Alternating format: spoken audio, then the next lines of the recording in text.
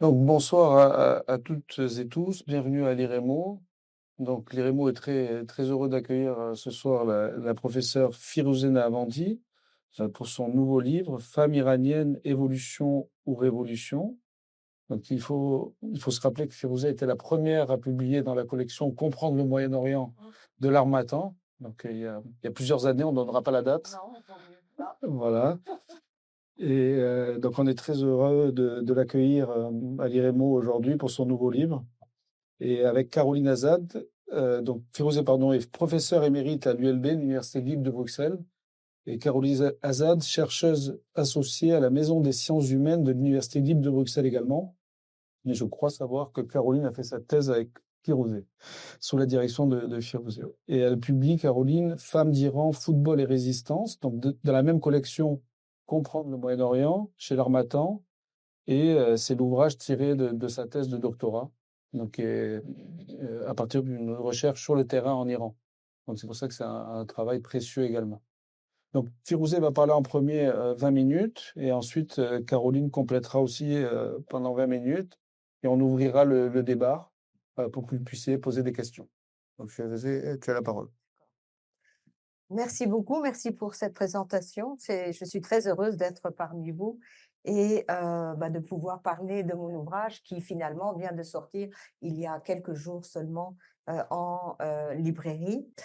Peut-être expliquer d'abord comment j'en suis arrivée à cet ouvrage et vous dire il y a quelques années, en 2013 plus particulièrement, on m'avait demandé de faire un petit ouvrage sur les femmes iraniennes, ce que j'avais fait. Et puis, ce petit ouvrage a été réédité en 2023, après le mouvement donc Femmes, Vie, Liberté, puisqu'ils m'ont redemandé. J'avais quand même essayé de le faire rééditer, mais l'éditeur, à l'époque, ne voulait pas le faire et donc il a été réédité. Puis finalement, un autre éditeur, m'a, demandé, de publier un livre, qui continuait ce que j'avais fait comme recherche, sur la question de la résistance et des luttes, des femmes, ce que j'ai fait, mais en adoptant cette fois-ci une, perspective beaucoup plus historique parce que je me suis intéressée, aux prémices, finalement des luttes, des femmes. Quand est-ce qu'elles avaient commencé, à lutter, à revendiquer pour, leurs droits et j'ai eu même l'ambition de remonter, jusqu'à l'Antiquité, mais effectivement à cette époque, il faut pas être anachronique. En tout cas, je n'ai rien trouvé comme lutte pour le droit, des femmes. Il doit y avoir peut-être quelque chose, mais je ne l'ai pas, trouvé. Et donc je me suis concentrée sur, la lutte, des femmes, à partir du 19e siècle et je suis entrée en admiration pour, ces femmes qui, dès la fin du 19e siècle, dans une période où elles sont évidemment dans une société très patriarcale, très autoritaire, ne leur donnant aucune place, commencent à revendiquer le droit à l'éducation, le droit à la participation, politique, le droit de ne pas porter le voile et tout ça dans une ambiance qui, évidemment, leur est défavorable. Je remarque, et ce serait quelque chose à développer, ce que toutes ces femmes qui ont combattu étaient finalement, des femmes qu'on avait mariées très jeunes, 15, 14, 16, contre leur gré souvent, et qui ont toutes divorcé. Donc ça leur a ouvert peut-être d'autres horizons. Et donc le 19e siècle, c'est donc d'une partie, d'un chapitre, de ce livre.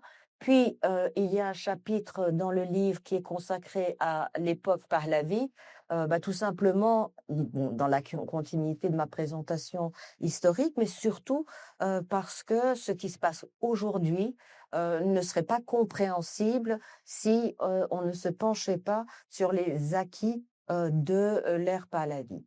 Une ère qui a été critiquée parce que les réformes venait, d'en haut et souvent de manière autoritaire, mais une ère, où dès 1925 et jusqu'en 1979, on a quand même, beaucoup fait pour les femmes en matière d'éducation, et l'accès des filles, au à l'éducation. Par exemple, l'université de Téhéran a ouvert en, 1935. Un an après, les femmes avaient accès, à, l'université au même titre, que les hommes. Je ne dirais pas qu'elles étaient aussi nombreuses qu'aujourd'hui, mais néanmoins, elles y avaient accès.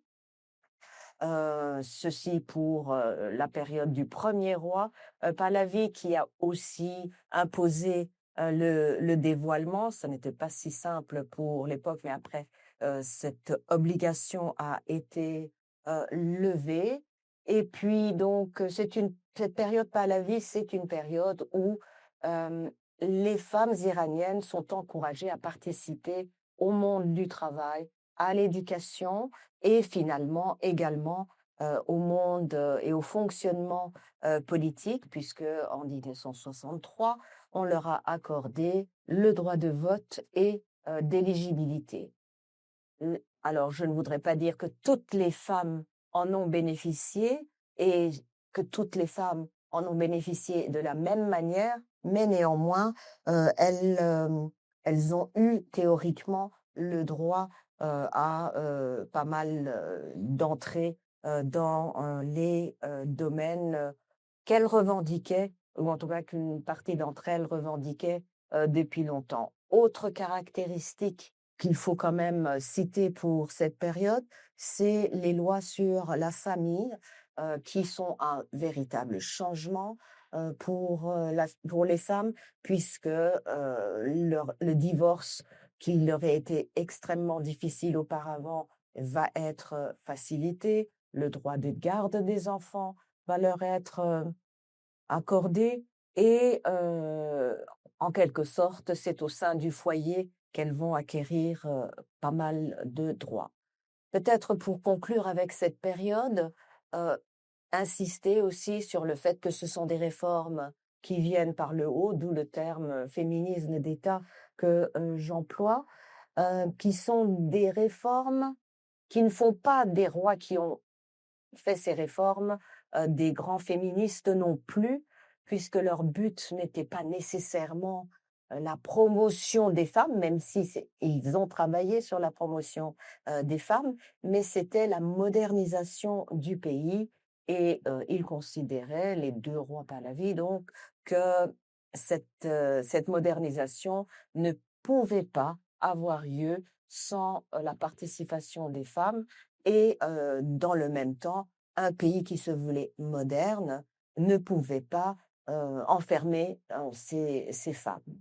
Et donc, tout ceci pour arriver à la période de la République islamique d'Iran, à partir de 1979, où, bah, tous les droits qui leur avaient été acquis en matière, en tout cas familiale, même en termes d'accès, aux études universitaires, dans certains domaines, cela va leur être fermé. Le droit de la famille va être, enlevé et le voile va devenir, obligatoire.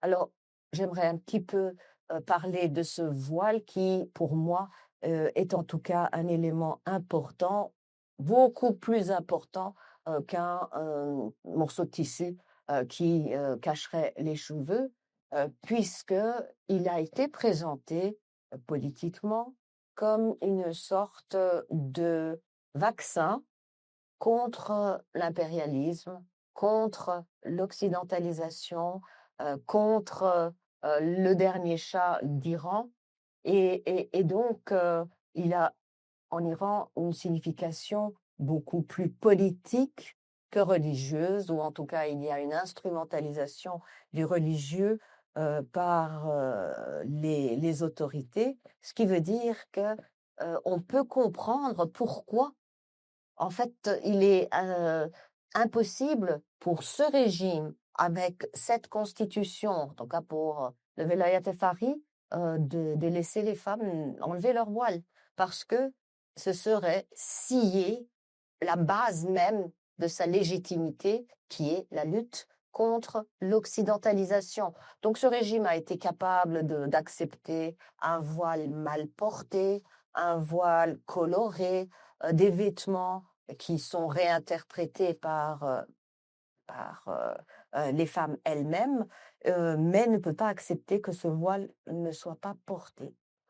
Alors, le sujet actuel pour les femmes, mais je laisserai Caroline parler de son domaine qui est le sport, mais en tout cas la question que je me pose tout au long de ce livre, c'est comment on peut survivre en tant que femme dans une société patriarcale, sous un régime autoritaire, et c'est peu dire, avec des dirigeants d'un certain âge, donc gérontocratique, régime et islamistes, avec des restrictions qui leur pèsent, et surtout comment survivre après le 22 septembre 2022, c'est-à-dire avec le mouvement Femmes, Vie, Liberté qui s'est mis en place.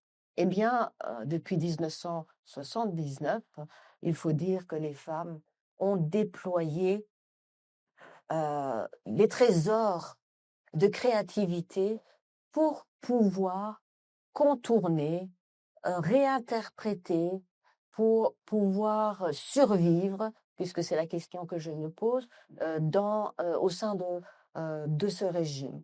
Et cela va, et ce sont des éléments que je développe dans mon livre, je ne suis pas trop longue, cela va, par exemple, d'une réinterprétation des études. Peut-être le savez-vous, mais les femmes iraniennes sont beaucoup plus nombreuses, elles sont 60% dans les universités par rapport aux hommes. Alors même si cette question est visible dans tous les pays, aujourd'hui les femmes sont majoritaires dans tous les pays, mais la raison ou les raisons pour lesquelles les femmes sont euh, si friande de faire des études n'est peut-être pas tout à fait la même en Iran que dans d'autres pays. Pourquoi? Parce que tout simplement, les femmes n'ont pas accès à tous les postes. Elles ne peuvent pas travailler n'importe où et partout comme elles veulent, en particulier dans le public. Et donc, avec les restrictions qui pèsent sur ces femmes, eh bien, les études sont une manière de prolonger la vie de liberté, de retarder le mariage qui semble inexorable quand on n'a pas les moyens de survie, même si à travers le mariage aujourd'hui, c'est également très difficile, et puis d'utiliser le diplôme universitaire pour négocier un meilleur mariage, et en tout cas plus de garanties pendant le mariage et après le mariage, au cas où les femmes seraient divorcées ou répudiées malgré tout. Alors, on a une réinterprétation des études. On a également, ce qui est extraordinaire en Iran, c'est la manière dont les femmes ont décidé de contrôler leur fécondité. Les femmes iraniennes, en moyenne aujourd'hui, ont 1,7 enfants, ce qui est le taux qui est celui de l'Europe. Et le régime a beau faire pour obliger les femmes à faire plus d'enfants, rien n'est fait. Elles résistent malgré toutes les restrictions qui ont été aussi mises en place en raison de la nouvelle politique populationniste. Après, il y a énormément d'autres éléments qui montrent, et que je développe donc dans le livre, d'autres types de résistances ou qui deviennent des résistances lorsque le nombre de femmes qui mènent ce type d'action augmente. Je pense en particulier à la reconfection de l'hymen, par exemple, qui devient très importante, qui en soi, quand c'est un acte individuel, peut avoir les raisons qui sont propres à l'individu, Mais lorsque cet acte se multiplie, c'est aussi, une sorte de résistance à, à une structure, qui est imposée, aux femmes. Le nombre de personnes qui vivent, ensemble sans être mariées, ce sont toutes les résistances, que je décris. La manière de s'habiller, bien évidemment, les depuis 2 ans, le risque que prennent, les femmes qui, sortent non voilées et qui, malgré toutes les punitions qui leur sont, heu, qui peuvent leur être, administrées, refusent de remettre, ce voile. Il faut savoir que quand on combat ou quand on résiste, en Iran, eh bien, on est conscient que l'on peut être arrêté, que l'on peut être emprisonné, que l'on peut être torturé, que l'on peut être condamné à mort, que l'on peut être violé, dans, les prisons. Tout ça, les documents qui existent en attestent. Mais malgré tout, les femmes essayent, de survivre, de contourner, de détourner, les lois et c'est l'objet, pas principal de mon travail, de montrer comment elles font et puis en même temps, ce livre qui part, de loin dans l'histoire est un hommage, je l'ai ressenti tel quel, un hommage à toutes ces femmes courageuses, combattantes, pas seulement les femmes actuelles, mais celles qui aussi, dans l'histoire du pays, ont fait l'histoire, des femmes qui a été si souvent tue, si souvent écrit par les hommes, et si souvent, finalement occultée par, une interprétation masculine, de leurs actions. Et je passe tout de suite la parole, puisque c'est complémentaire à Caroline. Tu as la parole. Merci. Merci beaucoup, professeur Nardendi, pour cet ouvrage et pour ce récit qui me permet d'introduire de façon plus détaillée, ou en tout cas par un exemple plus précis, je dirais, mais qui reprend certaines thématiques que vous avez soulevées, notamment la question du voile, notamment l'occultation du rôle des femmes dans certains domaines, et notamment le sport, qui est un instrument extrêmement important pour le régime iranien, mais aussi un instrument d'émancipation pour les Iraniennes, puisque la culture du sport et la culture du football en particulier est pré-révolutionnaire. Donc elle a commencé avant la Révolution. Alors pour introduire un petit peu mon livre, Clément l'a spécifié, c'est tiré de ma thèse de doctorat. Donc il y avait certains codes à respecter. J'ai essayé de le vulgariser un maximum et d'en faire un ouvrage le plus digeste possible. Mais néanmoins, il y a 2 choses importantes que représente cet ouvrage, qui a une raison d'être véritable. Alors, on pourrait évidemment expliquer ce qui m'a amené à parler du football et à enquêter sur le football. Je pourrais aussi parler du rôle que professeur Nahavandi a eu dans mon aspiration doctorale. Mais je pense que, je l'explique d'ailleurs dans l'avant-propos, je le détaille, mais je pense que ce qui est important vraiment à mettre en évidence, c'est la raison d'être de ce livre, et qui pour moi part de 2 éléments très importants. Le premier, c'est que il raconte en fait une réalité, en tout cas certaines réalités, que l'État iranien tente de masquer.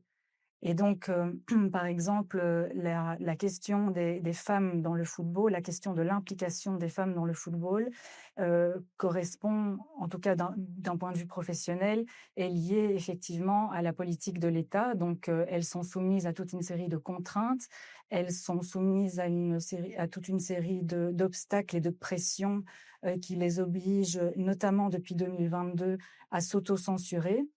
Et ce qu'il faut bien comprendre aussi, c'est que contrairement à d'autres endroits dans le monde, notamment dans le développement du football féminin, la construction du football féminin en Iran, et en particulier sous la République islamique d'Iran, ne peut pas se comprendre sans prendre en considération la question des femmes, la question de la citoyenneté iranienne, des inégalités qui sont imposées, qui sont institutionnalisées dans le système iranien. Et donc, le régime, l'État iranien qui tente vraiment de masquer et d'occulter, et en tout cas de favoriser une image qui ressemble à son idéologie politique, il faut bien comprendre qu'il y a d'autres réalités qui sont en jeu et qui existent. Et notamment, donc, cette question de lutte contre les inégalités, de lutte pour les libertés individuelles, pour l'émancipation individuelle, pour pouvoir faire, malgré toutes les pressions et les obstacles, pour pouvoir s'épanouir dans une discipline sportive avec effectivement toutes les contraintes que ça peut générer.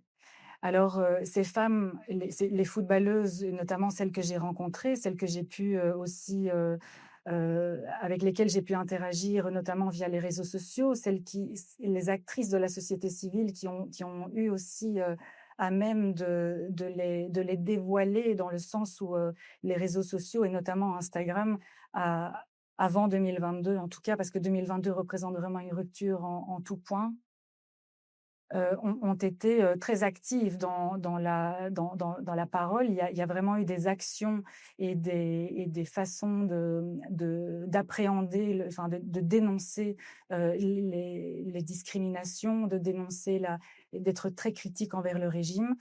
Tout ça a pu faire partie vraiment de cette enfin, de ce que j'ai pu mettre en tout cas en avant dans ce livre. Et donc elles sont très seules finalement, parce qu'elles ne peuvent pas compter sur la fédération iranienne qui est tout à fait qui peut leur mettre des bâtons dans les roues dès qu'elle en a la possibilité. Elles ne peuvent pas compter sur l'État, puisque l'État les méprise autant qu'il les instrumentalise, puisqu'il les instrumentalise dans sa diplomatie sportive. Mais dès qu'il y a moyen de mettre des pressions sur leur accès aux infrastructures, sur leurs habits, sur le voile. Le voile est effectivement une question centrale là-dedans, et c'est une question qui découle dans tout le livre, dans tous les témoignages que j'ai pu recueillir, et aussi dans les témoignages qui sont exprimés, notamment sur les réseaux sociaux. Le voile est vraiment une question centrale là. Et donc, elles sont seules face à ça, et elles ne peuvent pas non plus compter sur la FIFA, puisque la FIFA reste une institution absolument non philanthropique, très hypocrite, et qui instrumentalise aussi la question des femmes, pas uniquement la question des Iraniennes, hein, mais la question des femmes en général. Le football féminin sert des intérêts économiques. Quand on regarde l'histoire de la FIFA par rapport au développement du football féminin, c'est une histoire de mépris, et c'est une histoire d'instrumentalisation. Le mépris est peut-être moins présent aujourd'hui parce qu'il y a un engagement effectivement plus conséquent, et qui correspond à des intérêts. Mais en tout cas, il y a une instrumentalisation qui est très claire. Et donc, beaucoup d'entre elles m'ont dit, au moment où je faisais mon enquête de terrain, enfin certaines d'entre elles, au moment où je faisais mon enquête de terrain, et même après, quand je suis rentrée et que j'avais encore des contacts via les réseaux sociaux, elles m'ont dit: il faut que tu parles de nous, il faut que tu racontes le football, notre football, il faut que tu racontes nos efforts, tout ce qu'on fait, et qui finalement reste invisible pour le monde, reste finalement caché. Donc ça, c'est le premier point, le premier élément qui explique la raison d'être de ce livre. Et le deuxième, c'est qu'il faut savoir que, alors peut-être que parmi les gens qui nous écoutent, il y a certains chercheurs qui veulent se consacrer au football féminin, et seront très vite confrontés à un manque de ressources, un manque de documentation. Peu importe le pays, peu importe la zone géographique, peu importe la culture, il y a effectivement une absence de ressources historiques qui ne nous permettent pas encore aujourd'hui d'évaluer avec exactitude la contribution des femmes dans l'histoire générale du football. Même si chaque pays a effectivement sa trajectoire singulière en fonction de toute une série de paramètres, il y a quand même il y a quand même des trajectoires communes. On sait que le football, donc l'appellation football moderne, qui correspond à sa codification depuis la fin du 19e siècle, eh bien, les femmes ont été présentes, ça c'est certaines documentations qui peuvent quand même l'attester, ont été présentes dès le début. Mais il y a beaucoup de disparités des sources, donc ça reste un point d'interrogation. On sait aussi que le jeu de balle, donc un jeu de civilisation, existe depuis sans doute l'avènement des civilisations. Les premières traces qu'on retrouve de ce jeu de balle féminin est à dater de 3000 ans dans la Chine impériale. C'est pour ça d'ailleurs, à titre non anecdotique, que la première Coupe du Monde reconnue par la FIFA a été donc réalisée et faite en Chine. Donc, alors que les Coupes du Monde que les femmes se sont octroyées avant les années 90 sont évidemment pas reconnues par la FIFA, mais elles existent depuis au moins les années 70.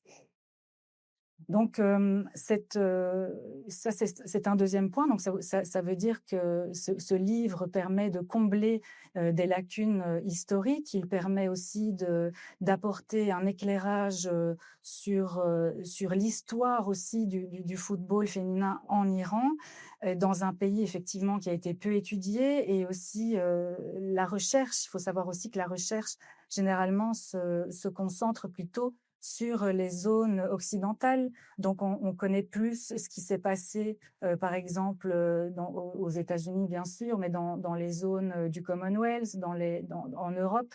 Mais on sait beaucoup moins ce qui s'est passé au Moyen-Orient. Et d'ailleurs, à ce titre-là, l'Iran a été pionnier, je dirais, sur le football féminin, puisque, je l'ai dit tout à l'heure, même s'il est difficile de retracer avec exactitude ses origines, eh bien, on suppose qu'il a été donc mis sur place à la fin des années 60, donc au moment où l'Iran est la 5e puissance militaire mondiale. Et donc, professeur Navandi l'a dit tout à l'heure, parlait de la modernisation sous l'ère Pahlavi, et le sport des femmes, l'image de la nouvelle femme iranienne passait aussi par justement sa présence dans le sport et sa mise en évidence à travers le football notamment. Et donc, il y a eu pas mal d'activités. On peut retracer certaines dates clés en fonction des documents qui nous ont été transmis par les principales concernées, qui ont gardé des coupures de presse et qui ont transmis ça aux générations d'après. Et c'est cette transmission générationnelle qui est extrêmement importante et qui explique, je pense, en grande partie la pérennité du football féminin aujourd'hui sous la République islamique. Donc, une fois que la République islamique est arrivée, suite à la Révolution, eh bien, toutes les activités liées au sport des femmes ont été mises à l'arrêt. Alors, il faut savoir que, bon, on prend en considération la période de guerre, donc ça valait aussi pour le sport de manière générale. Et lors de la période de reconstruction, disons que les infrastructures sportives ont été dédiées aux hommes dans un premier temps, mais que les femmes ont rapidement revendiqué leurs droits et leur place dans la sphère sportive. Et donc, en fonction des nouveaux impératifs idéologiques et politiques du régime iranien, donc de la ségrégation sexuelle dans les espaces publics, eh bien, elles ont d'abord été autorisées à jouer dans des salles couvertes, donc à l'abri des regards. Et donc, elles ont commencé à jouer ce qu'on appelle le futsal, donc qui correspond au football, mais avec des règles différentes, avec un terrain plus petit, etc. Et, Et donc cette pratique du futsal qui ne les a pas quittés depuis ce moment-là, les amène aujourd'hui à être multiples championnes d'Asie, donc sur la scène continentale depuis l'avènement de la coupe d'Asie de futsal en 2015. Et toujours avec effectivement un certain mépris de la part des autorités qui à la fois médiatisent le fait que, enfin médiatisent, c'est très relatif, mais en tout cas ils sont obligés quelque part de mettre en avant une figure sportive féminine pour leur diplomatie sportive, mais par contre la réelle médiatisation de leur coupe, de leur victoire est passée sous silence. Moi, je l'ai vu en 2015, il n'y a pas eu ne serait-ce qu'un message de la part des ministres des Sports et d'ailleurs aussi des autorités et les victoires et l'argent qui normalement est accrédité lors d'une victoire ne leur était pas accordé. Donc, pour en revenir sur ce futsal et ce football en salle, donc il faut savoir que 98, le mondial en France, la France a joué quelques moments importants dans l'histoire du football féminin. Donc 98, le mondial en France, eh bien, on est donc presque une vingtaine d'années après la Révolution. L'Iran se qualifie pour la Coupe du Monde, donc c'est la première fois depuis la Révolution, alors qu'il y a quand même une longue tradition de football en Iran, ça on pourra y revenir tout à l'heure. Donc se qualifie et donc ça génère un enthousiasme particulier de la part des Iraniens, puisque c'est une nouvelle génération qui se manifeste aussi et qui réclame sa place dans la sphère internationale, son retour dans les affaires internationales et bénéficie peut-être aussi d'une image beaucoup plus positive parce que la révolution et la guerre ensuite ont malheureusement jeter un voile noir, sans mauvais jeu de mots, sur les Iraniens avec énormément de clichés. Et donc, il y avait cet enthousiasme-là qui a énormément compté. En tout cas, ce sont les témoignages d'époque à ce moment-là. Et quand l'équipe de la Team Melli, l'équipe masculine, est revenue en Iran après avoir participé à cette Coupe du Monde, les femmes ont joué un rôle déterminant puisque ça leur a quelque part donné une carte à brandir pour pouvoir appeler les autorités à ouvrir la sphère footballistique aux femmes. Et donc, en 2004, avec toujours beaucoup de difficultés, cette question de l'accès des femmes au stade, qui est effectivement intrinsèquement liée au sport des femmes, et notamment donc, surtout au football, s'est déjà posée à ce moment-là. Aujourd'hui, ça commence à changer, mais on pourra en discuter après. Et donc, en 2004, se crée la première équipe féminine nationale de football. Alors, il faudra quand même attendre 2018 parce on peut parler de 2012, l'affaire du voile aux Jeux Olympiques, puisque l'Iran, finalement, enfin, la République islamique est quand même précurseur a beaucoup influencé et fait de publicité pour imposer ces normes au niveau du sport. Et donc, la question du voile dans le football, eh bien, on la doit en fait à l'Iran. Et ça, on peut en revenir tout à l'heure. Mais donc, entre 2018 et 2022, et c'est là l'objet de mon livre, puisque mon livre traite de cette période qui, pour moi, en regard de l'histoire, si vous voulez, du football féminin en Iran, pour moi, ça représente l'âge d'or du football féminin, avec effectivement beaucoup de nuances. Alors, peut-être des paradoxes qui pourront en tout cas être interprétés comme tels, mais il faut savoir qu'en 2018, déjà, la FIFA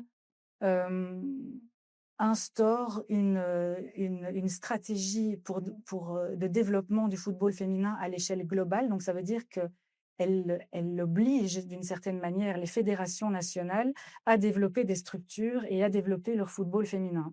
Et ça va permettre aux femmes en Iran de pouvoir, s'affirmer de plus en plus et de pouvoir vraiment, investir, de plus en plus cette sphère footballistique et d'être, reconnu d'une certaine manière, malgré un agenda politique toujours, très idéologique et très orienté, mais de vraiment de pouvoir, continuer à affirmer leur potentiel et la pérennité de leur présence dans le football.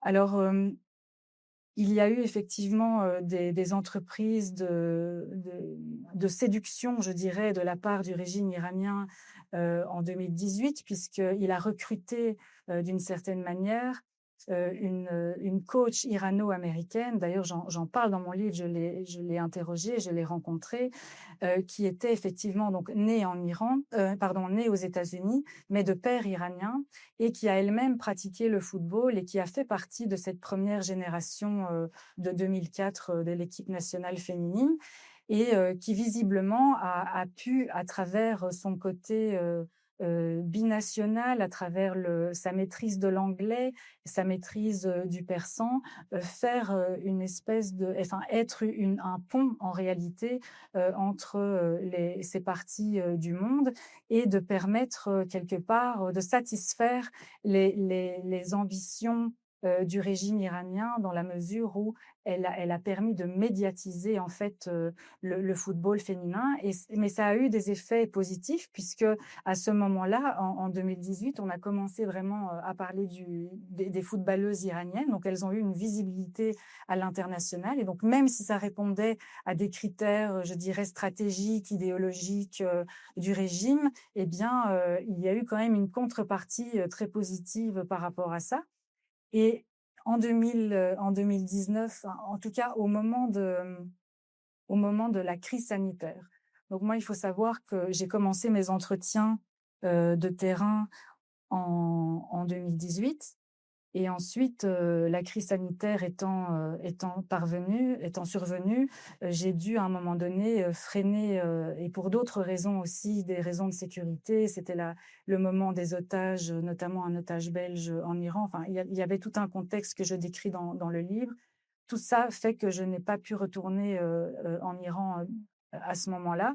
Mais par contre, ce qui est intéressant, c'est que, au moment de la crise sanitaire et du confinement, les infrastructures, les infrastructures, sportives dédiées aux femmes sont mises à l'arrêt. Le championnat national féminin est mis à l'arrêt, les entraînements sont mis à l'arrêt. Du côté des hommes, ça va reprendre très rapidement, mais du côté des femmes, pendant près d'un an, eh bien, elles vont être interdites de pratiquer leur discipline, ce qui va d'ailleurs les mener à l'exclusion, de la FIFA, selon les règles de la FIFA, puisqu'elle n'avait pas pratiqué assez, parce qu'elle n'avait pas répondu à certains critères. Et donc, disons qu'il y avait beaucoup de pression supplémentaire, je dirais, de nouveau à ce moment-là. Et ce qu'on va constater, c'est justement que les réseaux sociaux, et c'est là que c'est très important, c'est que bon, comme il n'y a pas dans les médias traditionnels vraiment de visibilité des sportives et des footballeuses, eh bien, c'est surtout sur Instagram elles ont communiqué sur leur sport. Donc, ça pouvait être des communications tout à fait techniques, je dirais, par rapport à des matchs, la tenue de certains matchs, mais c'était aussi la communication par rapport à leur sport. Donc, elles ont pu acquérir une certaine visibilité à travers le nombre d'abonnés. Donc, ce sont vraiment des filles qui ont des dizaines de milliers d'abonnés, voire même 100 000. Donc, avec une visibilité et une résonance au moment où elles s'expriment et si elles s'expriment, un potentiel de résonance qui est certain et qui est donc potentiellement problématique aussi pour elles. D'ailleurs, à partir de 2022, l'autocensure et leur communication sur les réseaux a totalement changé. J'ai vu un avant, un après de façon assez radicale.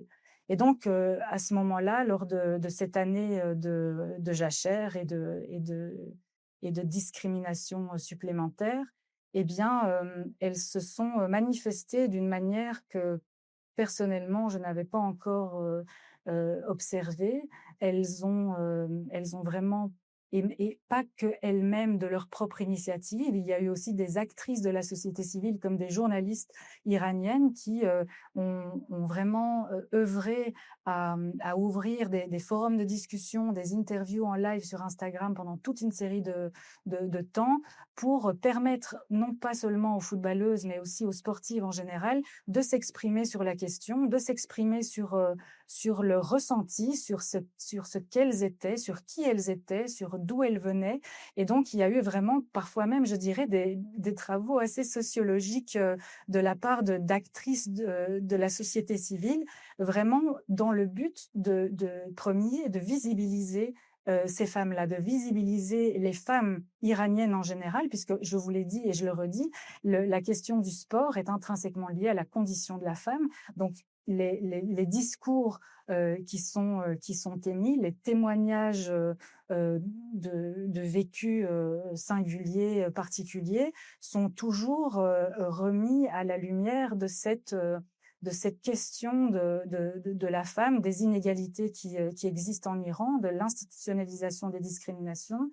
Et donc, il y a véritablement il y a eu des critiques qui étaient très explicites à l'égard du régime. Donc, elle le faisait à visage découvert et c'était éminemment courageux de faire ça puisque l'État est encore en mesure, a suffisamment de marge de manœuvre et on le voit encore depuis lors, pour souffler le chaud et le froid sur la carrière d'une joueuse. Donc, c'était vraiment des revendications qui étaient extrêmement fortes et j'en reviens à cette archive historique en fait qu'est ce livre, c'est que en fait tout ça aurait pu rester inaperçu, aurait pu rester dans l'ombre et maintenant c'est écrit dans le marbre. Donc ce qu'ils ont voulu cacher et ce qu'ils ont voulu finalement faire taire, eh bien aujourd'hui c'est écrit dans le marbre, c'est là et ça changera pas et ça fait partie de l'histoire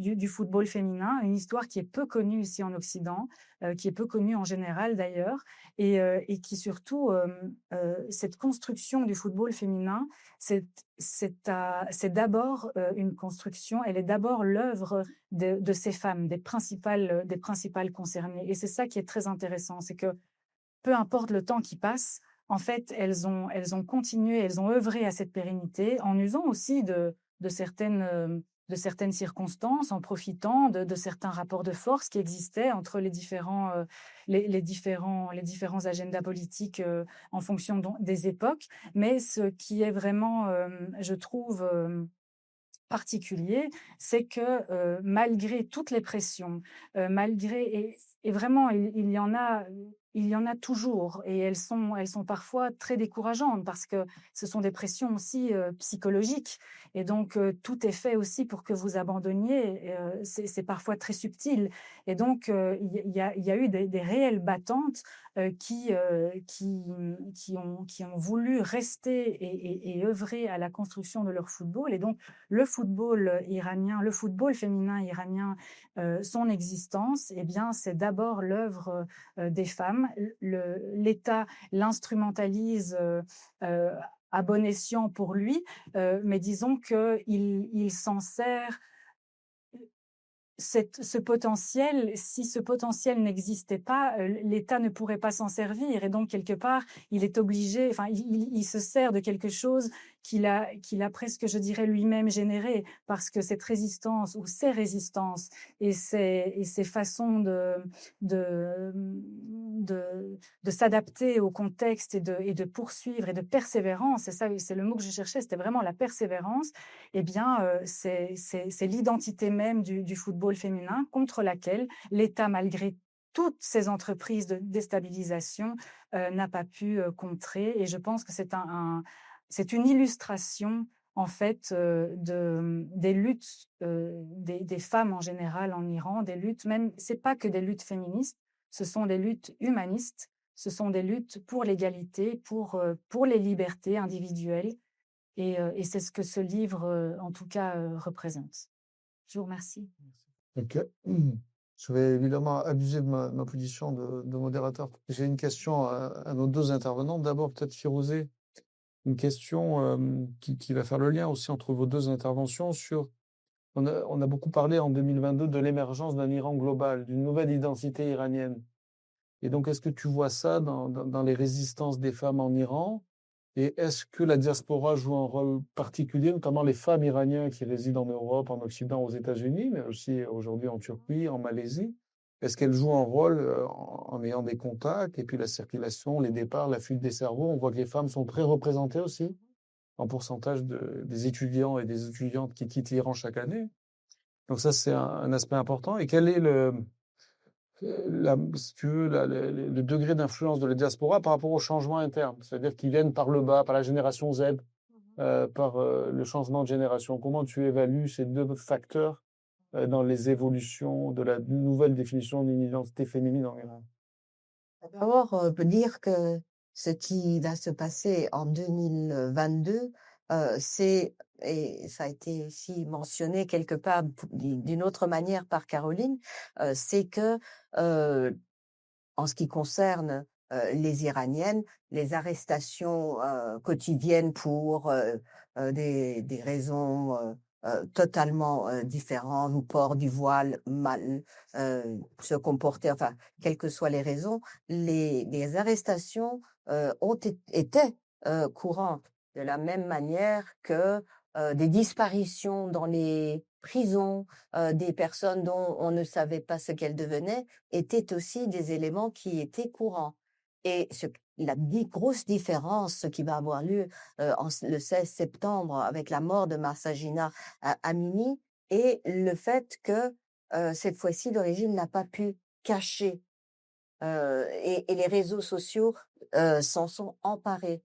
Et que donc, c'est pour non pas pour la première fois, mais en tout cas à grande échelle, non seulement la population iranienne, mais la population mondiale a pu suivre ce qui se passait et voir quelle était la situation en Iran en ce qui concerne les femmes. Et c'est elles qui ont commencé à protester. On reviendrait sur la question de la diaspora, mais c'est elles qui ont commencé à protester. Et une particularité, c'est qu'elles ont été rejointes assez rapidement par les hommes. Parce que les premières manifestations des femmes contre ce qu'on voulait leur imposer, et je pense en particulier au voile, ont eu lieu en 1979. Donc en mars, et déjà en février 1979, mais les femmes étaient toutes seules.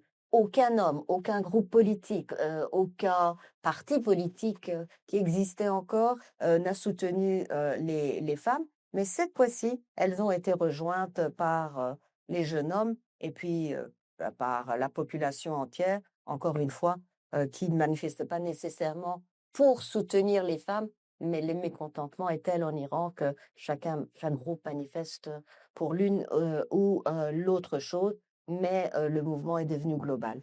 Et particularité de ce mouvement Femmes, Vie, Liberté que tu évoques, c'est que la diaspora, à grande échelle, a soutenu le mouvement. C'était pas le cas pour les mouvements précédents économiques, ou mouvements de protestation précédents comme les protestations économiques ou politiques qui avaient lieu et qui ont toujours lieu d'ailleurs. La diaspora a soutenu, elle a manifesté dans tous les pays où elle pouvait, pouvait intervenir. Je me rappelle puisque je vis à Bruxelles, qu'en Belgique, toutes les semaines, il y avait des manifestations où les femmes, en particulier, ont joué un rôle important. Alors, est-ce que cela a nécessairement une de grandes conséquences sur ce qui se passe en Iran? Je pense que ça a quand même son importance. Pourquoi? Parce que les femmes de la diaspora, qui sont très actives, euh, mais de manière générale, la diaspora iranienne a la possibilité de faire pression sur les gouvernements des pays dans lesquels ils sont. Encore une fois, la Belgique avec l'Europe, la avec l'Union européenne, avec la Commission européenne, et avec d'autres organisations présentes, joue un rôle. Par exemple, malgré tout, la diaspora iranienne a pu faire pression, sur le Parlement européen pour qu'il adopte, une résolution pour montrer, pour classer, le corps des gardiens de la révolution comme groupe, terroriste. La Commission n'a pas suivi. Néanmoins, le Parlement a quand même voté, cette décision. Donc, la diaspora, joue surtout ce rôle de ne pas laisser que ce mouvement s'éteigne. Avec 2 problèmes qui sont quand même, aussi, présents pour cette diaspora.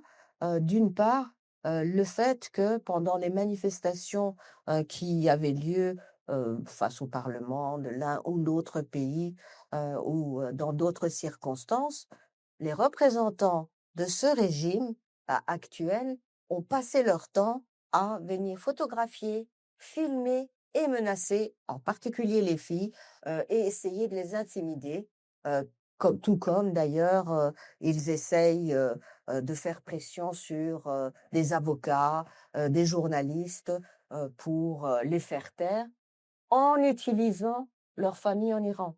Parce que, et en menaçant de répression les familles, enfin, les familles, de ceux, mais surtout de celles, qui manifestent. Et là, c'est quand même, un problème qui est comme qui fait que certaines ont malgré tout dû faire, marche arrière, parce que ces menaces, peuvent réellement, être, importantes pour, leurs familles. Donc ça, c'est un premier problème avec la diaspora. Et le deuxième problème, c'est que, il me semble que autant la diaspora était unie au début, disons à partir de septembre, octobre, ou les mois qui suivaient, hem, la mort de Mahsa Jina Amini, et qu'elle s'exprimait dans un premier temps d'une même voix contre le régime, et pour, différentes revendications. À partir du moment, ça c'est mon interprétation, mais à partir du moment où il y a eu un espoir de changement qui a été ressenti, cette diaspora, s'est divisée. Et donc chacun est reparti dans son groupe et se déchire aujourd'hui. Se déchire grandement, et on voit des manifestations isolées, des royalistes, des moudjahidines du peuple, des autres, l'un se revendique un de l'autre, ou en tout cas, la division est là. Et donc évidemment, avec la division, le rôle et le poids de la diaspora, diminue. Donc voilà, mais quoi qu'il en soit, je crois que les Iraniens, que ce soit à l'intérieur ou à l'extérieur, ont pu mettre à jour, le fait qu'ils ne sont pas en accord avec, ce régime, d'une part, et qu'il y a une rupture réelle entre les Iraniens, les jeunes en particulier, et ce régime qui ne fait que défendre, ses prérogatives en quelque sorte. Merci Férouzé. Donc une question pour Caroline. Sur le football des femmes, est-ce que il y a des influences étrangères sur ces combattantes de la liberté qui jouent au football en Iran? Et dans quelle mesure le régime l'instrumentalise sur un plan nationaliste, pour promouvoir son modèle de la femme islamique, etc., donc l'idéologie d'État? Et comment on peut participer tout en se distinguant? Tu l'as un peu expliqué, mais peut-être le rapport avec le reste de la société iranienne. Est-ce qu'il y a beaucoup de soutien pour les footballeuses? Est-ce que c'est un sujet qui existe, tu as dit que c'était pas très couvert dans les médias traditionnels. Finalement, est-ce qu'on peut jouer au foot en Iran dans les structures officielles, tout en résistant, ou est-ce qu'il vaut mieux créer des réseaux alternatifs? Comment on s'organise sur le terrain, en fait? ce qui est très intéressant, c'est que déjà depuis entre 2018 et 2022, comme j'explique, cette visibilité croissante des footballeuses sur la scène internationale et notamment aussi sur les réseaux sociaux leur a permis de consolider, en fait, de normaliser leur existence aux yeux de l'opinion iranienne. C'est-à-dire qu'on est vraiment passé encore de beaucoup de préjugés, comme il existe en général sur le football féminin, c'est pas propre à l'Iran, mais disons qu'en l'espace de peu de temps, il y a eu par la mobilisation notamment aussi durant le Covid et le fait qu'elles aient atteint parce que je l'ai pas dit tout à l'heure, mais c'est vrai que malgré les pressions, malgré l'absence de championnat durant la pandémie, malgré toutes les obstacles pour l'accès aux infrastructures, le manque de matchs de préparation, l'exclusion de la FIFA, elles ont quand même réussi à se qualifier pour la première fois de leur histoire à la Coupe d'Asie 2022. Donc ça a été, si vous voulez, une vitrine euh, qui a été très bénéfique pour leur visibilité, mais aussi pour leur normalisation aux yeux de l'opinion publique iranienne. Donc, je pense que elles sont aujourd'hui quelque part, ça y est, elles sont visibles, on sait qu'elles existent, même s'il y a probablement encore des préjugés ici et là.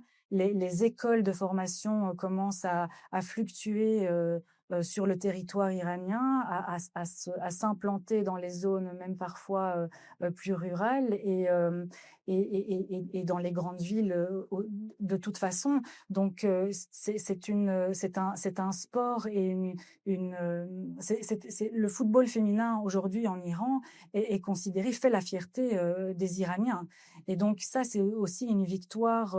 Elle fait pas forcément la fierté de l'État, parce qu'encore une fois, il faut savoir que le corps, par définition, le sport met le corps en avant, met le corps en mouvement. Et donc, si vous voulez, le sport féminin entre en contradiction totale avec les impératifs idéologiques du régime tels qu'il les conçoit, c'est-à-dire la femme cachée, voilée, soumise, restant au foyer, dévouée à son mari, mère sacrificielle. Là, on est face à des femmes qui sont sur le terrain et qui se comportent sur le terrain comme tout le monde se comporte sur un terrain, des tatouages, pas pour toutes, mais je veux dire, il y a quand même des attitudes qui entrent en contradiction totale avec ces impératifs idéologiques. Et donc, c'est aussi dans cette mesure-là que probablement le régime tient à contrôler, à rester maître de la situation et contrôler l'image et la médiatisation. Et donc, par rapport aux réseaux sociaux, c'est quelque chose, et je pense que professeur Nahavandi l'a dit tout à l'heure, oui. C'est mon respect. Eh bien, c'est une façon du coup, j'ai perdu ce que je voulais dire. Mais je vais rebondir notamment sur l'influence politique et étrangère. Alors, étrangère, peut-être parce que l'Iran fait partie de ces pays qui veulent introduire des normes différentes dans le sport international qui restent dominées par des normes occidentales. Et donc, notamment avec la Chine ou la Russie, ça reste des liens politiques qui sont, ou l'Asie centrale, qui restent, qui ont cette vocation à promouvoir des règles différentes. D'ailleurs, l'influence de l'Iran au niveau des règles sur le hijab a été dans ce sens-là aussi, puisque à la base, le hijab était interdit pour les footballeuses selon les règles de la FIFA, qui a détourné ça en disant que ce n'était plus un instrument religieux, mais que c'était un instrument culturel et que donc il était valable. Et ça, c'est l'Iran qui a imposé ces normes-là. Donc, il y a effectivement des influences étrangères, notamment aussi dans les influences étrangères, mais aussi les influences, je dirais, de l'État, enfin, des gardiens de la Révolution au niveau de la fédération. C'est-à-dire que les gardiens de la Révolution qui sont maîtres de l'Iran et qui sont en train de construire l'après l'ère post-Khamenei et qui détiennent en fait tous les secteurs stratégiques du pays, notamment la fédération. Depuis l'avènement de la République islamique, les présidents qui se sont succédés à la tête de la fédération ont tous eu des liens avec les gardiens de la Révolution. Et encore aujourd'hui, malgré que théoriquement, ça contrevient au statut même, aux règles de la FIFA, qui, encore une fois, de manière très subtile et enfin, très hypocrite, précise dans ses statuts que l'ingérence politique au niveau des fédérations nationales est interdite. Or, on sait très bien qu'en Iran, ça n'est pas le cas, et notamment des présidents qui baignent dans des histoires de corruption et qui sont reconduits à la tête de la fédération. Je voulais savoir quelle était la pratique du football féminin dans la vie, quotidienne, locale. Est-ce qu'il y a des équipes de foot féminin dans les écoles, dans les villages, des matchs d'équipes féminines? Et lorsque les équipes féminines jouent, est-ce qu'il y a un public mixte qui est autorisé à les voir ou pas? Voilà. Oui, mais merci pour votre question parce qu'effectivement, il y a vraiment une vie locale de football féminin qui existe dans les zones rurales, il y a un championnat national, il y a vraiment une activité très foisonnante. Et aussi dans les écoles de formation de football, il y en a de plus en plus qui sont créées et qui donc suscitent l'intérêt des petites filles. Et je pense aussi que le fait d'avoir aussi cette vitrine internationale dont elles bénéficient depuis la Coupe d'Asie notamment, eh bien, et notamment le futsal, parce que le futsal, donc le football en salle et le football classique sont liés. Quand on a créé la première équipe nationale féminine, la plupart des joueuses étaient des joueuses de football en salle. Donc, les deux histoires sont assez sont liées. Et donc, il y a vraiment une activité locale très diverse. Et pour la question des gradins et de la présence d'un public mixte, non. En fait, les choses commencent à changer du côté des stades, des grands stades et des grands matchs masculins, parce que l'Iran, c'est une des prérogatives de la FIFA. Donc, l'Iran n'a pas d'autre choix, quelque part, de se plier à certaines règles, mais le fait vraiment à tâtons, très timidement, de façon toujours très contrôlée. Et lors des matchs féminins de football, eh bien, généralement, ça dépend, en fait, parce que lors des entraînements, les parents peuvent être là. Donc dans les écoles de formation, les parents peuvent être là. Donc si vous voulez, les gens se mélangent d'une certaine manière. Mais lors des matchs à proprement parler, des matchs au niveau national, à ma connaissance, ça n'a pas encore vraiment évolué à ce niveau-là. D'abord, merci infiniment. Je trouve que c'est extrêmement intéressant ce que vous racontez. Vous le racontez.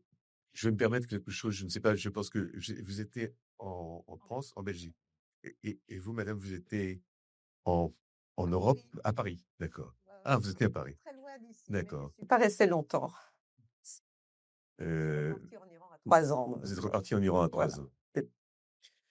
J'étais ce matin à l'Assemblée nationale où il y avait une conférence sur le viol comme arme de guerre, avec dans le 180 femmes et on était 3 hommes à suivre. On a parlé évidemment aussi de l'Iran.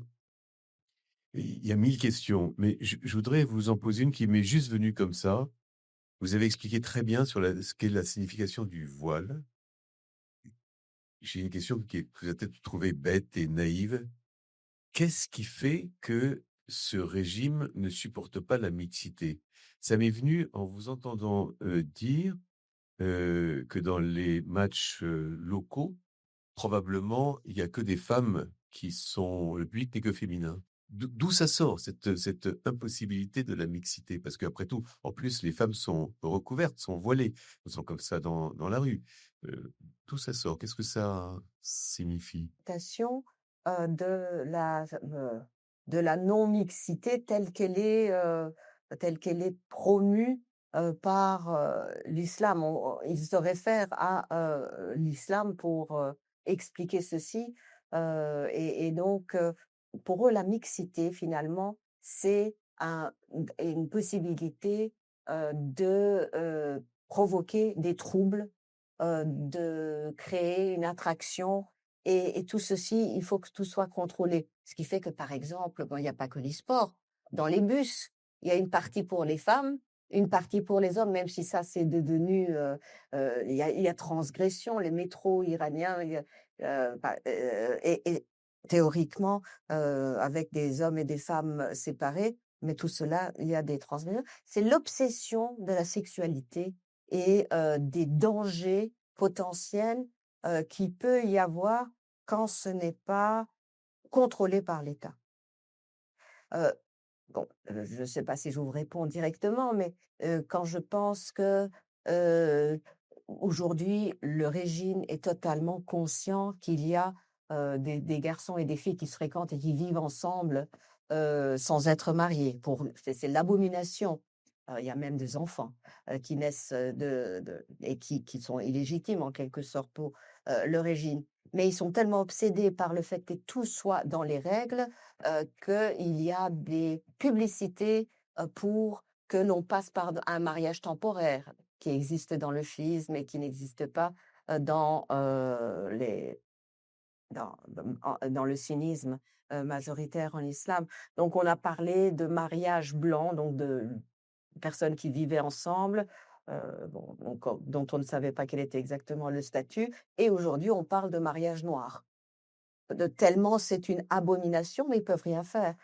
Donc j c'est cette obsession du contrôle des corps et de la vie des gens que l'on peut retrouver dans d'autres religions également, hein, donc mais il est vrai que, c'est surtout sur, les femmes que cela pèse. Quand même, pour compléter, c'est que donc concernant le football à proprement parler, en fait, il y a eu tellement de bruit autour de cette ségrégation sexuelle dans les espaces publics, dans les stades, le fait que les femmes qui veulent investir les stades de foot, ça existe depuis les années 90, c'est pas nouveau en Iran. Ce débat-là n'est pas nouveau. Le problème, c'est que ça a tellement divisé la classe politique que si l'État cédait sur cette question, il était obligé de céder sur d'autres questions. Et donc, oui, c'est très symbolique. Et notamment, la question étant donné que le stade de foot, on a à Téhéran des stades de foot enfin, un stade de foot qui contient à peu près 100 000 places. Donc, quand vous avez les gradins remplis, les stades de foot sont des lieux de contestation par excellence. Vous ne pouvez pas contrôler la foule. Et on sait très bien, et d'autant plus maintenant, alors que, enfin, notamment depuis 2022 et cette réaction très forte à l'encontre du régime qui d'ailleurs y répond par une répression inqualifiable, eh bien, cette révolte et cette contestation se manifeste notamment aussi encore dans les stades de football. Et donc l'État, je pense, tient absolument à garder le contrôle de la situation. S'il cède là-dessus, d'autant plus dans cette situation actuelle, c'est le début de la fin, je dirais, parce qu'il sera obligé de céder sur d'autres questions. Et la question du voile, d'ailleurs, est centrale parce qu'on le voit bien à travers certains indices, notamment les débats au Parlement, la question de cette loi de voile et de chasteté qui va passer, puis qui finalement ne passe pas, puis on discute, etc. On voit bien que ce qui est à l'œuvre aujourd'hui, c'est pour l'ère post-Khomeini, et donc à partir du moment où on annoncera sa mort, si le changement ne se fait pas avant, comment va se formuler le caractère, comment va se traduire le caractère islamique de l'État? Et c'est toute la question, parce qu'aujourd'hui, l'État est obligé de prendre en considération l'évolution socioculturelle de la population iranienne, et d'autant plus dans les années à venir et dans les générations à venir. Les adolescents qui ont manifesté en 2022, qui ont subi dans leur chair la répression de l'État, ces jeunes qui ont été pendus, auxquelles toutes les familles iraniennes auraient pu s'identifier, tout ça va rester dans les esprits et tout ça participe à la construction de l'individu. Donc ce sont des choses avec lesquelles il faudra compter à l'avenir. Par rapport à la question, enfin, il faut continuer sur cette lignée, que la non-mixité, cette obsession, elle est devenue extrêmement importante à partir de la révolution islamique, mais que donc c'est un changement qui est introduit de manière très violente, mais que cette non-mixité, elle a toujours existé, enfin, en tout cas, dans les mœurs musulmanes, depuis en Iran également, la séparation entre les hommes et les femmes, même dans l'espace, familial avec, l'architecture, une partie pour les femmes, une partie pour les hommes, a toujours, existé et donc on en revient, en quelque sorte, à des années, avant, a avec un changement vers la modernisation, après un changement vers la modernisation et c'était mis en place. Je pense que vous vouliez continuer. Alors plus général, mais plus, très actuel, vous avez évoqué, la mainmise des gardiens de la Révolution sur l'État, sur toute la structure de l'État. On Qu'est-ce que vous imaginez? Qu'est-ce qui est possible d'imaginer? Est-ce qu'on peut imaginer que ces gardiens de la Révolution vont être renversés et qu'une structure plus ou moins démocratique puisse revenir? Je me vois faire non de la tête, je discute parfois avec d'autres personnes qui espèrent que c'est possible, mais qu'est-ce que vous en dites?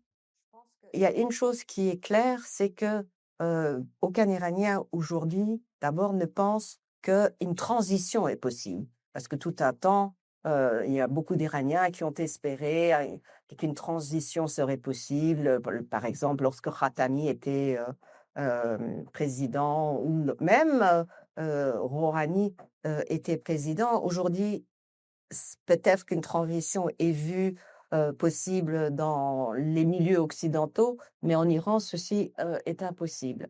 Maintenant, je remue la tête parce que ce corps des gardiens de la Révolution est un corps qui contrôle près de 70% de l'économie iranienne, première chose, qui contrôle maintenant les institutions de l'État. Ça n'a pas toujours été le cas, mais ils sont vraiment très, très présents partout.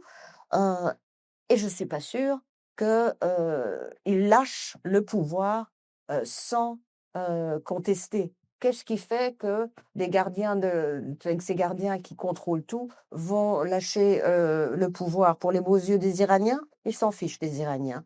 Donc ils ont euh, leur propre prérogative à défendre. Maintenant, ce qui peut se passer, mais ce n'est pas mieux que ce que je viens de dire, c'est qu'ils peuvent se dire que leurs prérogatives sont mises en danger par le clergé au pouvoir. Et on peut aussi assister à un coup d'État des gardiens de la Révolution qui mettraient le clergé de côté et prendraient le pouvoir total et les institutions complètement, officiellement, ce qui n'est pas mieux, d'une certaine manière, un coup d'État militaire en quelque sorte, qui n'est pas le coup d'État militaire de l'armée traditionnelle, qui, elle, a été vraiment diminuée par le régime actuel, mais c'est tout puissant. Ils se sont consolidés d'ailleurs aussi grâce aux sanctions internationales. Exactement. Parce qu'on le voit aujourd'hui, le résultat, les faits sont là. On a vendu aux opinions publiques en disant que les sanctions internationales allaient virer les méchants mollahs et sauver le gentil peuple iranien. Résultat, le peuple iranien est totalement asphyxié par ces sanctions et le régime a tenu et a pu quelque part continuer à faire son business sans devoir rendre de compte à qui que ce soit. Donc finalement, le pouvoir s'est renforcé, ou en tout cas certains réseaux au niveau du pouvoir se sont renforcés. Et pour moi, Donald Trump, quand il s'est retiré de l'accord, a fait un cadeau immense à ces réseaux-là. Donc je pense qu'il y a des intérêts probablement qui nous échappent, mais des forces qui sont à l'œuvre aujourd'hui et qui assurent déjà non pas la transition ou la réforme, mais l'après.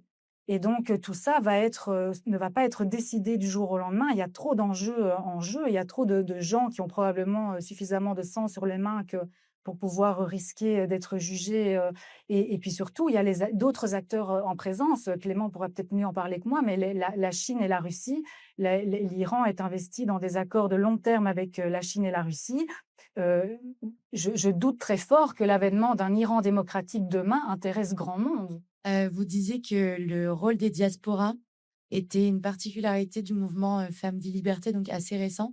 comment est-ce qu'on pourrait expliquer le fait que peut-être les diasporas étaient moins intéressés par les précédents mouvements de résistance? Alors pourquoi est-ce que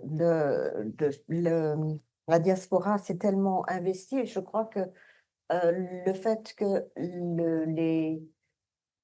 la mort de Mahsa Jina Amini ait créé quand même un tel, enfin, soit repris avec une telle ampleur dans les réseaux sociaux, par les médias également, de manière générale, a interpellé la diaspora. Et tout le monde a cru qu'un changement aurait lieu.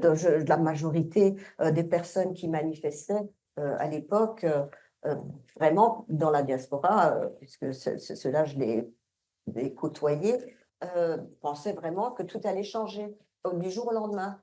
Et je me rappelle très bien que quand je leur disais attention, on ne peut pas prendre ces vœux pour la réalité, ils me disaient, mais tu es vraiment négative et tu décourages les Iraniens, tu es en train de décourager les Iraniens.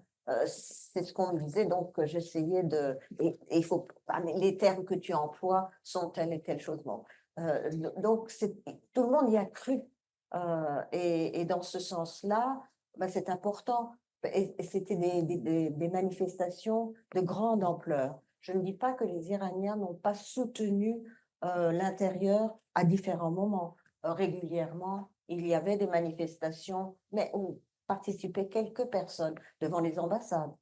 Régulièrement, il y a eu des prises de position des Iraniens de la diaspora, mais qu'il y ait ces grands mouvements de contestation, ça vient de l'espoir que pour une fois, les choses peuvent vraiment changer. Et puis, il ne faut pas oublier que c'est vraiment je dirais pour la première fois que dans les manifestations à l'intérieur, on a remis vraiment le régime en cause. On ne manifestait pas pour des œufs, il y a eu la révolution, enfin les manifestations des œufs, on ne manifestait pas pour un, un président qui aurait dû être nommé, mais on est allé et on va encore jusqu'à contester le régime et remettre en cause et même indiquer directement Khamenei lui-même. Et ça, c'est nouveau. Et donc là, tous les Iraniens partagent ceci. Et il y a eu peut-être aussi la répression, le choc qu'a constitué la répression. Oui, et c'est peut-être aussi ça qui, à un moment donné, ça n'a pas pu paraître inaperçu. On l'a vu, Mahsa Jina dans son lit, blessé. C'est ce que je disais tout à l'heure, effectivement, parce que c'est que des choses qui étaient quotidiennes sont devenues réelles pour tout le monde. 2 points que je voulais avoir votre avis. C'est quand vous dites évolution, révolution. Moi, je crois qu'il y a évolution et révolution en même temps.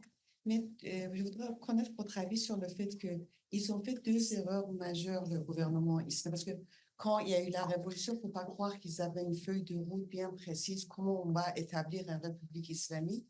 Là, ils essaient de faire un retour vers les sources très répressives. Mais au début de la révolution, ils ont été confrontés à une guerre. Et dans cette guerre, ils avaient besoin des femmes pour leur fournir des chairs à canon. Et ils ont été obligés de donner un rôle immense aux femmes. Du matin au soir, on les voyait à la télévision en leur disant « Venez », elles étaient là, les mères de martyrs. Je veux savoir votre avis sur ça. Et deuxième grande erreur, c'était de président Rafsanjani en créant ce qu'on appelle l'université libre. L'université libre, c'est une statue en Iran où c'est des universités payantes. Ce sont des universités qui ont été créées à travers tout l'Iran. Ce qui faisait, en plus, il poussait les jeunes à avoir des échanges d'étudiants. Donc, la fille de Téhéran allait à Ahvaz, la fille de Esfahan allait. Est-ce que ça aussi, parce que moi, j'étais allée au début, il y a 25 ans, à Baloutchistan, les femmes, il y avait pas de femmes à Baloutchistan, ou les femmes qui bougeaient, elles avaient le niqab, ça veut dire le port, la femme, le foulard sur le visage aussi. 15 ans après, je suis partie, ça veut dire il y a une quinzaine d'années, je suis retournée. elles avaient le manteau Jasby, collante et tout. Est-ce que ça aussi, vous croyez que ça veut dire ils ont fait des erreurs aussi? Et d'où là, après 2022, il y a cette répression, ce retour, le talibanisme de la République islamique. Je voudrais avoir votre avis. Et juste peut-être, je me permets de compléter Oui, oui, oui. l'excellente question, parce qu'elle a parlé de la comparaison avec l'Afghanistan qu'on évoque Mhm. souvent, et peut-être que tu pourrais évoquer la question de l'apartheid de genre, Oui. parce que c'est un terme juridique et qui fait partie de la quête de justice aussi des femmes iraniennes à l'international. Mhm. Bon, je vais commencer d'abord par essayer de répondre. C'est que je pense que vous avez totalement raison d'abord de mettre en évidence qu'il y a eu une instrumentalisation des femmes dès les débuts du mouvement révolutionnaire qui a mené au changement de régime. Par exemple, lorsque Khomeini parlait et envoyait ses cassettes en Iran dans les mosquées, il promettait que les femmes seraient libres. Personne ne faisait attention au fait qu'il disait dans le cadre de l'islam, mais il promettait monts et merveilles. Et c'est d'ailleurs la même chose pour les talibans quand ils sont arrivés en 2021. Eux aussi disaient dans le cadre de l'islam, mais personne ne réfléchit dans le cadre de l'islam. Qu'est-ce que ça veut dire? Et donc, effectivement, ils n'ont pas pu réellement revenir en arrière. À partir du moment où ils leur ont donné une place au début, puis dans la guerre, puisqu'ils les ont aussi instrumentalisés. En fait, comme dans beaucoup d'événements historiques, que pas seulement d'ailleurs en Iran, les femmes sont souvent instrumentalisées et puis renvoyées dans leur foyer quand elles ne servent plus les intérêts des régimes. Et je suis tout à fait aussi d'accord avec ce que vous dites, c'est très intéressant sur les universités, parce que tout à l'heure, quand je parlais des études et de l'espace de retarder aussi le mariage, etc., les universités, elles sont, je ne sais pas si tout le monde le sait, mais il n'y a pas assez de place dans les universités. Il y a des concours et vous ne pouvez pas non plus aller où vous voulez exactement. Et donc, beaucoup de femmes sont envoyées hors de leur foyer de base et c'est un espace de liberté qui se met en place. Et en fait, on peut dire que le régime, malgré sa répression, ne peut pas tout contrôler. Et donc, il laisse des espaces de liberté. Et c'est ça aussi, enfin, la lutte et la résistance des femmes, c'est que dès qu'elles ont un petit espace de liberté qui se manifeste à l'horizon, elles vont aller plus loin. Elles vont essayer d'aller plus loin. Et donc, il fait des erreurs. Par exemple, enfin, en 2022, le régime n'envisageait pas qu'il y allait avoir des événements de cette ampleur-là. Ils n'ont pas réussi à répondre tout de suite. C'était de la répression horrible dès le départ. Aujourd'hui, et je reviens aussi à votre question, aujourd'hui, la répression continue, mais la répression est devenue beaucoup plus subtile. On envoie les femmes maintenant dans les hôpitaux psychiatriques. On les envoie suivre des cours de réinsertion sociale, comme on les appelle. Et les médias écrivent qu'il faut lutter contre ce qu'ils appellent la maladie, mais on revient au vocabulaire virus, maladie, occidentalisation. Donc ils essayent, après avoir réagi très violemment, ils essayent d'autres manières, mais la répression, en tout cas, continue, les arrestations continuent, on voit cela. Et effectivement, la question de l'apartheid de genre, ça a surtout été utilisé au départ, mais ça correspond aussi, et on a parlé aussi de la talibanisation de l'Iran, mais ça a été surtout utilisé, et c'est ce que les femmes afghanes en particulier essayent de faire passer dans les textes internationaux. Ça commence à être utilisé pour qu'on condamne le régime afghan et le régime iranien pour apartheid de genre. Je pense qu'effectivement, il y a, enfin, les 2 pays, ne suivent absolument pas, les règles internationales, l'universalité des droits, humains, mais la situation est nettement pire, en Afghanistan parce que le contexte historique, est différent et que, bah, les Iraniennes, malgré tout ce que nous sommes en train de dire, heu ont vécu une avancée et une modernisation que les Afghanes étaient en train de vivre, mais qui a été stoppée par l'invasion soviétique et la guerre et tout le reste. Alors moi, j'ai 2 questions. Une, qui est sur, à un certain moment, Caroline, vous avez dit qu'il y a, un décalage, que vous vous êtes rendu compte qu'il y a un décalage, de l'usage, des Iraniennes, des réseaux sociaux. Alors si vous pourrez plus nous en dire là-dessus, parce que moi, à mon arrivée en France, j'ai rencontré une jeune Iranienne qui a 18 ans. J'étais vraiment choquée, quand elle m'avait dit qu'elle n'avait pas Instagram et que de manière générale, sa génération n'a pas Instagram. Elle était très sûre de ce qu'elle me disait et j'ai essayé de un peu savoir pourquoi. Elle m'a dit c'est très dangereux, c'est ce que nos parents nous disent. Alors, si vous pouvez un peu me dire là-dessus et par rapport au football féminin précisément, j'ai une question, un peu plus technique.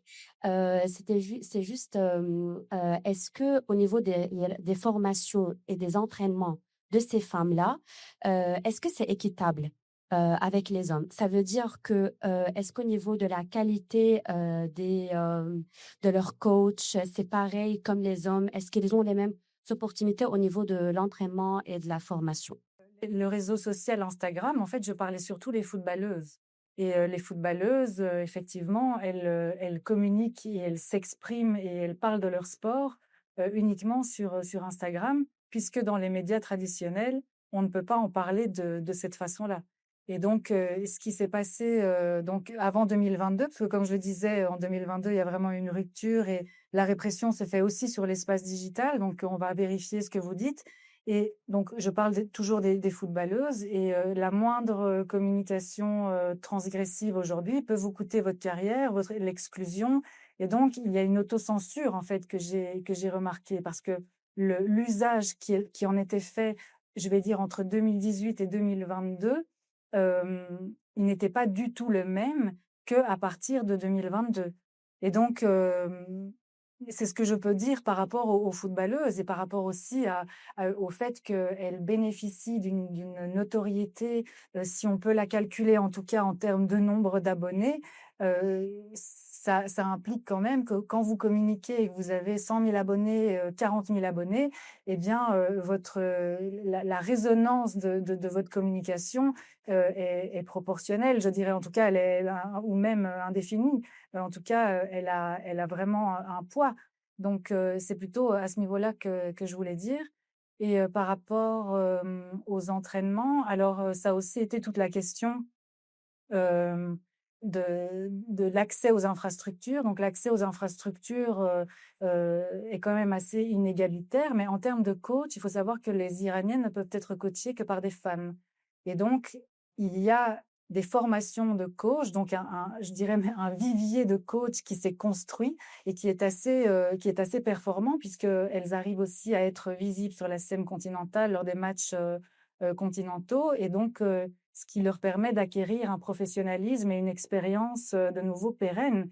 Et ça, effectivement, il n'y a que ça qui peut amener à la performance. Donc, par rapport à la performance des coachs, je dirais que oui, mais probablement avec un décalage par rapport aux hommes, parce que les hommes, en fait, peuvent bénéficier de coachs étrangers, même si ça commence à changer, parce que les règles sont en train de se serrer aussi à ce niveau-là. Voilà ce que je peux dire. Je voudrais seulement ajouter un point, si vous permettez, c'est de ne pas oublier le rôle des hommes, surtout de ne pas oublier le rôle des mères, parce que j'étais jeune quand il y a eu la révolution, j'étais toute petite, j'ai vieilli dans la révolution islamique. J'ai connu Evin, pas Evin, j'ai connu Bozara, c'était un centre où on mettait les jeunes gens qui marchaient dans la rue avec le sexe opposé et tout. Mais maintenant, ce sont les autorités iraniennes sont confrontées à des jeunes hommes qui ont pour mère des gens comme moi. Ça, c'est très important. Les hommes en Iran, plus de 80% des gens qui ont été tués lors des manifestations en 2022, ce sont des hommes. Hier, il y a un jeune chanteur iranien qui a reçu 74 coups de fouet parce qu'il a fait une chanson pour les femmes.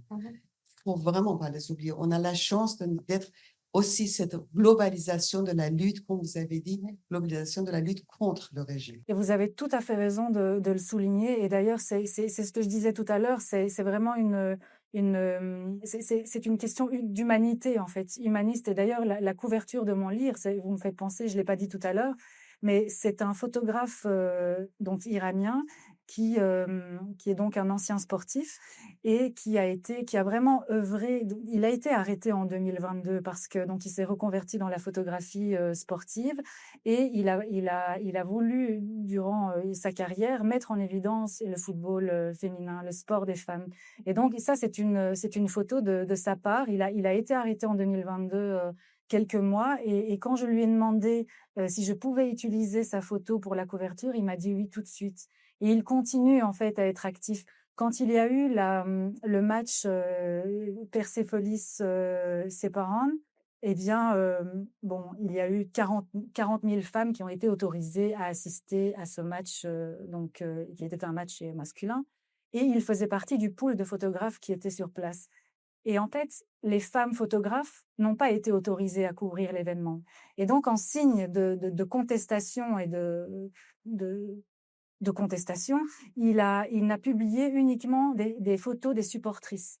Et il l'a dit sur son compte, il l'a communiqué, il a donné les raisons pour lesquelles il ne communiquerait pas, il ne diffuserait pas les photos du match parce que justement ses collègues féminines n'étaient pas présentes, n'avaient pas pu être présentes. Et donc c'est aussi, vous avez raison, c'est le concours des hommes dans cette dans ce changement qui a lieu aujourd'hui en Iran est fondamental. Effectivement, abonder dans le sens que vous mettez aussi, enfin, que vous évoquez. Effectivement, il ne faut pas oublier le rôle des hommes, mais en partant aussi du fait que la question des femmes est liée à la question de la démocratie en Iran. Elle est devenue en fait l'enjeu de la démocratie et donc c'est naturel aussi que les hommes y participent et je crois qu'effectivement, il faut mettre en évidence le fait que les hommes ont payé un lourd tribut dans cette révolution. C'est eux qui ont été le plus exécutés, en plus des jeunes hommes de familles les plus modestes, parce que les stars ne sont pas exécutées, elles peuvent être emprisonnées, mais elles ne sont pas exécutées. Oui, effectivement, les jeunes hommes ont payé un lourd tribut, et ça, il ne faut pas les oublier, mais je pense que aussi, et c'est bien que nous puissions parler de l'Iran sous cet aspect-là. Il ne faut pas oublier les Iraniens de manière générale, parce qu'aujourd'hui, ce qui se passe, c'est que le peuple iranien passe en deuxième position, ou même peut-être plus loin, par rapport aux enjeux géopolitiques que là, Clément peut mettre en C'est pas le évidence. sujet. Mais la Il y question... aurait une autre Non, conférence à l'IREMO sur ça. non, mais c'est vrai. Je vous invite à revenir sur l'axe de la Attends. résistance. On prend un autre jour. C'est sûr que les questions des relations entre la Russie et l'Iran, la Chine et l'Iran, le rôle de l'Iran dans l'axe de la résistance a pris le devant dans les médias par rapport à la situation désastreuse et de plus en plus désastreuse des Iraniens eux-mêmes. Et ça, c'est évidemment le primat de la géopolitique dans les médias aussi. Merci. Et j'avais une question par rapport à ce que vous avez dit, Madame Navandi, lorsque vous parlez du contrôle de la fécondité, et vous avez évoqué la reconstitution de l'hymen, et je connais pas du tout cette, ça. Du coup, voilà, je voulais savoir si Ce vous que pouviez cela un petit veut peu dire. expliquer. Oui. À vrai dire, je peux vous répondre ou la question est plus vaste? D'accord. En fait, la reconstruction de l'humaine, c'est quelque chose qui commence à s'étendre et on pourrait penser que c'est quelque chose. C'est en fait reconstituer la virginité des femmes, ce qui est important, enfin, d'un point de vue de l'étude, puisque ça veut dire que des jeunes filles ont des relations sexuelles en dehors du mariage. et que donc elles respectent d'une certaine manière l'obligation d'être vierge telle que la culture euh, le veut. Donc il y a une sorte d'acceptation de la norme virginité, mais en même temps, elles la contestent. Dans la... Et donc, pour pouvoir trouver un mari, pour pouvoir ne pas avoir d'ennui, elles vont se refaire vierges. Donc, c'est ça qu'on appelle l'hyménoplastie ou la reconstitution de l'hymen. Vous en parliez au moment où vous évoquiez les signes de résistance. Oui. Et du coup, Avoir des relations sexuelles en dehors du mariage, oui, c'est déjà du détournement des normes islamiques. oui, bien sûr. Et du coup, c'est pour se préserver de conséquences derrière que ça intervient. Oui, parce que si, pas dans tous les cas, il y a des hommes qui sont différents, mais certains hommes pourraient renvoyer les femmes dans leur foyer parce qu'elles ne sont pas vierges, mais c'est quelque chose qui existe depuis la nuit des temps, hein. Dans les bazars traditionnels, on a toujours vendu des fioles avec du sang d'animal pour le répandre dans le lit. C'est pas seulement en Iran, ça existait aussi en Europe. Les femmes devaient prouver qu'elles étaient vierges. C'est la bêtise des hommes d'ailleurs, hein, qui amène à ça. Mais voilà. Donc, je vous rigolez, mais c'est vrai que prouver qu'on est vierge alors qu'on sait que, d'ailleurs, il y a des femmes qui ne sont pas vierges dans le sens concret du terme. Donc, oui, c'est une question d'honneur pour les familles. Donc, ça peut avoir des conséquences et tout le monde n'a pas atteint l'ouverture d'esprit d'accepter que les relations sexuelles hors mariage puissent avoir lieu. Et alors, certains peuvent avoir des relations, mais vouloir un mariage particulier, qui soit un mariage qu'ils considèrent qui va leur servir, et donc vont aussi avoir recours à cette reconfection de l'hymen pour être vierge. Et donc, je le disais tout à l'heure, c'est quelque chose qui devient courant à Téhéran, la capitale, où effectivement les mentalités ont beaucoup changé. Mais il y a beaucoup de femmes de province aussi qui viennent à Téhéran pour les mêmes raisons. Donc, c'est que, en fait, les Iraniennes pardon, transgressent les normes. Ces normes ne sont plus valables pour l'Iran actuel. Et ça, le régime n'arrive pas, enfin, ne peut pas l'accepter parce que ce serait la fin, en quelque sorte. La question de l'honneur et voilà, cette éducation-là qui est transmise aussi par les femmes intervient dans votre question, le système de la reproduction des dominations dans les cercles féminins. Parce que voilà, les cercles féminins en Iran ne sont pas tendres non plus. Le monde qui est exclusivement féminin est assez dur et tend aussi parfois, dans certains cas, à reproduire les systèmes de domination. On peut parler de la reconstruction de l'hymen en Iran ou dans d'autres pays, comme on peut parler de l'excision. L'excision, c'est fait par les femmes. Et donc, alors bien sûr, toujours avec une intervention de l'homme, en tout cas dans la normativité des choses, mais il y a aussi cette idée d'éducation, de transmission de la femme vis-à-vis de ses enfants, en l'occurrence ses garçons. Ça suit votre question. Je suis chirurgien urologue. La reconstruction de l'hymen est un geste très simple chirurgicalement. Mais pour que ces femmes aillent se faire reconstruire l'hymen, ça veut dire qu'elles s'adressent de manière cachée avec des chirurgiens qui font un acte qui est a priori répréhensible ou pas? C'est interdit et puni. Donc, ça se fait en dehors des institutions permises, quoi. Donc, c'est là aussi que c'est une sorte de transgression. C'est de la transgression, quoi, et de la résistance. Et c'était pour faire justement un point de comparaison avec la politique justement de stérilisation des femmes afghanes en Iran qui est poussée par les autorités, pour juste, quel lien est-ce qu'on peut faire, quelle analyse on peut faire par rapport à donc cette politique de stérilisation des femmes afghanes qui est mise en place par les autorités iraniennes, avec de l'autre côté la politique de pronatalisation des femmes iraniennes. Dans quelle optique elle est construite? Est-ce que, en tout cas, c'est possible de recontextualiser un petit peu cette politique précise, potentiellement en fait, qui se veut très nationaliste? Est-ce que vous avez des éléments de réponse sur ça? Je ne sais pas si Caroline pourra y répondre un peu plus, mais en tout cas, sur la question de la stérilisation des femmes afghanes, je ne sais pas énormément. Ce que je peux dire, c'est que les populations afghanes aujourd'hui en Iran sont maltraitées. Elles n'ont pas les mêmes droits que les Iraniens, mais c'est un élément, enfin, il y a un problème vraiment d'immigration afghane en Iran, alors que ce sont des populations. Les femmes dont vous parlez, ce sont des femmes qui sont nées en Iran, ce sont des enfants qui sont nés en Iran, mais il y a toute une série de problèmes qui se posent.